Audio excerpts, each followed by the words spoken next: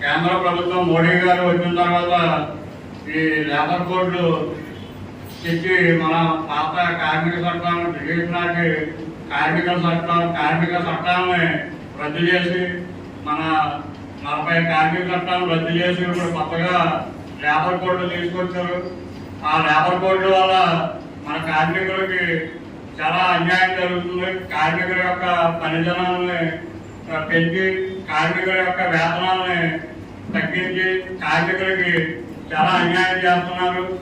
అదే కాకుండా మోడీ గారు వచ్చాక రైతులకు కూడా రైతు చట్టాలు తీసుకొచ్చి రైతులకు కూడా గిట్టుబాటు లేకుండా రైతులకు కూడా అన్యాయం చేశారు.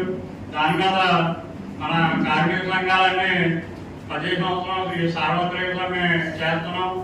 ఈ రేపు మే 25వ తారీఖున దేశవ్యాప్తంగా మన కేంద్ర కార్మిక సంఘాలన్నీ ఈ సమ్మెకు పిలుపునిచ్చి ఈ సమ్మె మన కార్మిక సంఘాలు మన జిల్లాలో ఉన్న కార్మిక సంఘాలన్నీ దీనికి సమానంగా ఇక్కడ ఈ సదస్సు పెట్టారు. మోడీ గారు ఏం చేస్తున్నారంటే అన్ని కార్మికులకి ఈ రైతులకి అందరికీ ఉపయోగపడే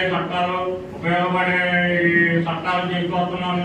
వాళ్ళు చాలా ఉపయోగం అంటున్నారు. కాకపోతే ఈ చట్టాలు మనకి కార్మికులకు కానీ రైతులకు కానీ అన్యాయం చేసి వాళ్ళకి ఏంటంటే కార్మికులకి నష్టం చేకూర్చేలా ఉన్నాయి.